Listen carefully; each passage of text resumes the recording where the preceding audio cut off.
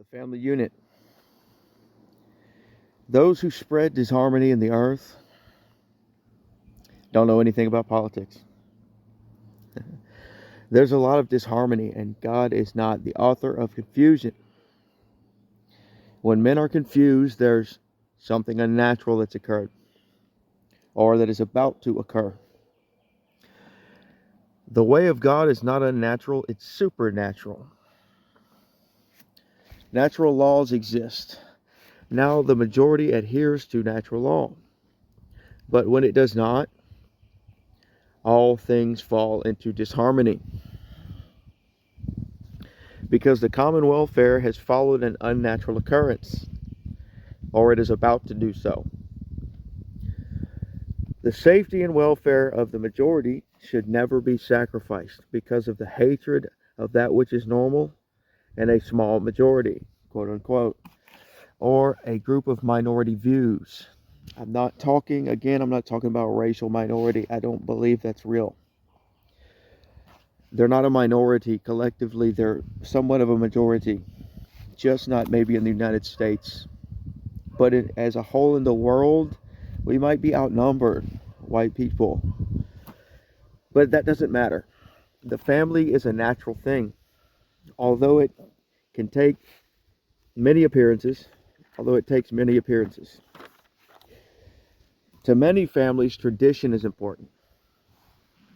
Heritage. I think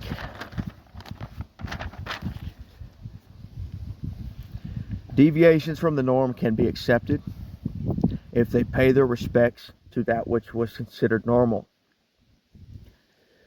You're either normal, quote unquote, like how I do those air quotes, or you deviate from the norm, quote unquote, in some obvious fashion. And you know which category you're underneath, normal or deviates from the norm.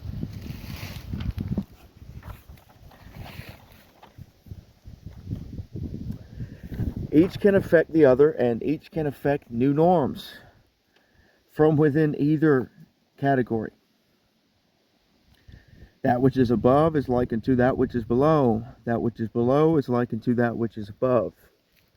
That which is within is likened to that which is without. That which is without is likened to that which is within. When you get it, you'll know that I understand, and you'll know that you understand now, too, that which must take place. Although there still exist many things that separate us, differences of opinion, and that's about it. Differences in appearance don't matter. We can tend towards focusing on that which brings cohesive coexistence. A harmonious, symbiotic relationship between us and them. Until God separates the wheat from the chaff, so to speak. Sometimes the wheat and the chaff, quote unquote, share roots together. And it can take time to separate, because you kind of want to wait till harvest, because if you start to uproot weeds and things like that, you know what I'm saying? Okay, you get the picture. I'm talking, of course, about the parasites. There appear to be those who wish the family units to succeed, and somehow too those who do not.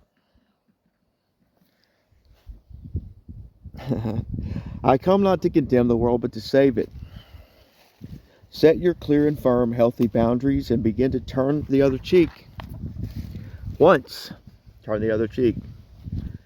Once you're certain they'll not stop,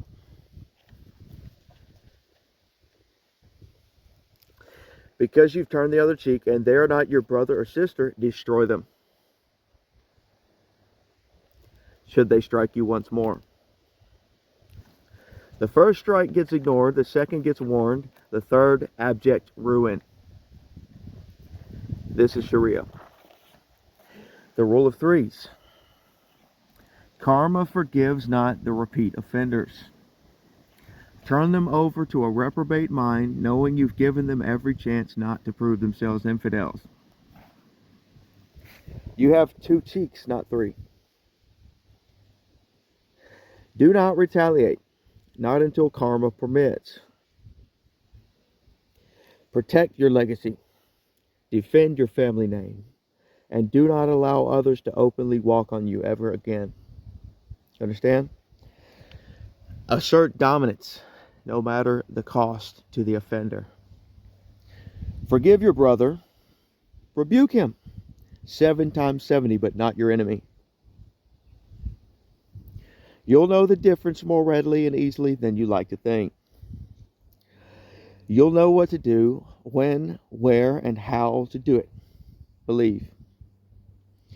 You will do well to note that a false prophet has no principle, and that the principle here is be sure of yourself. Be sure of yourself. You cannot just go around taking things personally or simply forming conjectures to simply act on assumptions or act on impulse. Can't do that. Never make assumptions. Know thyself and know your enemy is not your equal. Insisting upon being equal makes you weak.